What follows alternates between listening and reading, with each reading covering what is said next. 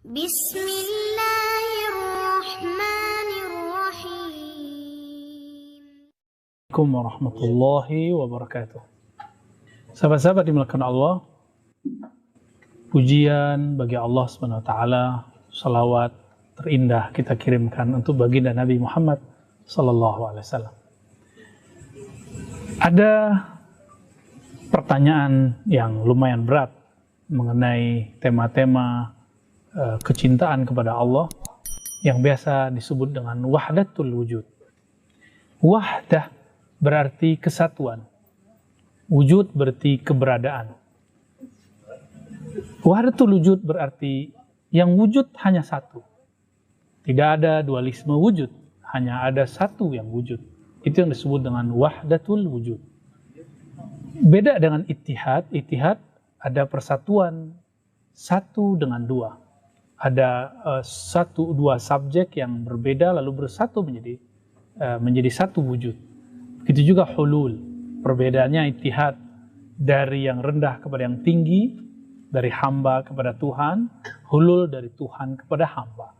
Sedangkan wahdatul wujud tidak meyakini ada dualisme, yang ada hanya satu. Itu definisi umum daripada wahdatul wujud. Lalu di negeri kita adakah padanannya? Ada. Padanannya kita temui dari tokoh yang disebut dengan Syekh Siti Jenar, yang beliau mengajarkan suatu istilah manunggaling kaula Gusti. Jika diterjemahkan secara umum, kesatuan dengan Tuhan, hamba dengan Tuhan. Mungkin ini terjemahan bebas yang bisa disalahartikan, ya. Sahabat-sahabat dimakan Allah. Sebenarnya siapakah yang betul-betul wujud?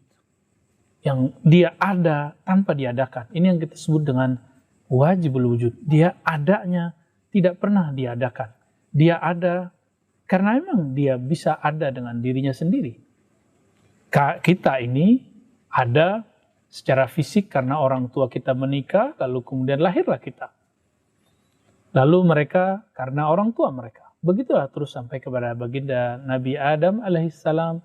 Nabi Adam dicipta langsung dengan tanda kutip tangan Allah Subhanahu wa taala. Khalaqtuka biyadai wa lam taku syai'a. Aku ciptakan engkau dengan tanganku dan engkau tadinya tiada. Sahabat-sahabat yang dikasihi Allah, yang benar-benar ada itu siapa? Yang tidak pernah tidak ada. Ini yang disebut dengan Allah Al-Qadim. Allah yang maha tidak pernah tidak ada. Makanya dalam sifat Allah Tabaraka wa Ta'ala kita menyebutnya huwal awal, huwal akhir.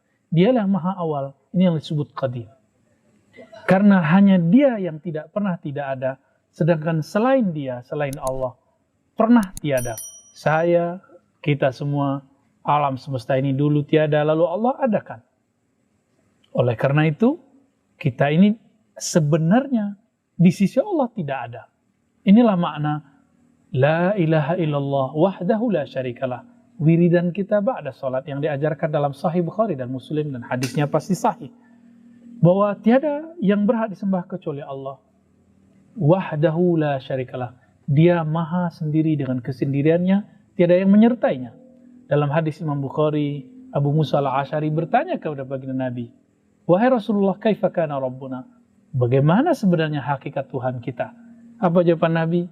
Kana Allah wa la syai'a ma. Allah ada, tidak ada sesuatu pun bersamanya. Apakah bisa disandingkan Allah yang maha ada, tidak pernah tidak ada, dengan kita yang dulunya tiada lalu menjadi ada?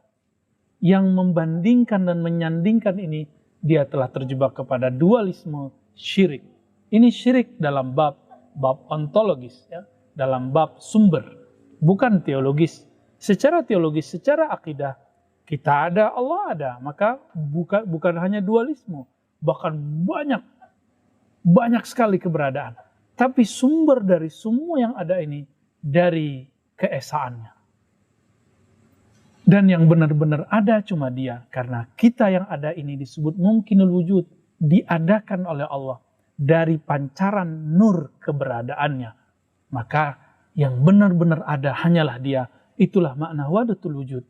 Mengembalikan persaksian Allah pada dirinya, syahidallah, Allah bersaksi terhadap dirinya. Maka sahabat-sahabat yang karena Allah, wahdatul wujud yang dimaksud oleh Imam Ibnu Sab'in, ini perlu diketahui, yang mempopulerkan lafaz wahdatul wujud bukanlah Ibnu Arabi. Banyak orang mengira ini dari Ibnu Arabi. Ibnu Arabi hanya mengatakan al-wahdah al-mutlaqah. Sedangkan dalam Rasail Ibnu Sab'in Al-Andalusi juga sama dengan Ibnu Arabi, beliau mempopulerkan lafaz wahdatul wujud. Cuma sayang sekali Ibnu Arabi dituduh menjadi orang pertama berbicara wahdatul wujud. Siapa yang menuduhnya? Tiada lagi, yaitu imam yang bernama Ibnu Taimiyah. Karena Ibnu Taimiyah mempunyai definisi terhadap wahdatul wujud, bukan definisi ontologis. Tadi yang kita bahas itu namanya definisi ontologis. Sedangkan Ibnu Taimiyah berfaham dengan definisi teologis secara ahli kalam. Ontologis biasa dipakai oleh para sufi, sedangkan teologis dipakai oleh ahli kalam. Bagaimana dua ilmu yang berbeda diterapkan, dipaksakan kepada ilmu yang lain. Oleh karena itu, ini kesalahan dalam definisi. Disitulah kemudian Ibnu Taimiyah keliru dan mengatakan Ibn Arabi kafir, dan yang syak mengenai kekafirannya juga kafir. Ya. Wa man syakka fi takfir Ibn Arabi fahuwa kafir. Ini dibantah oleh Imam Asyuti. Imam Al-Hafiz Asyuti menulis kitab Tanbihul Ghabi, menolak imam setelah Ibn Taimiyah yang menulis mengenai bahwa Ibn Arabi kafir. Apa jawaban beliau? Kata Imam Asyuti, Tanbihul Ghabi, ya, fi tabri'ati Ibn Arabi.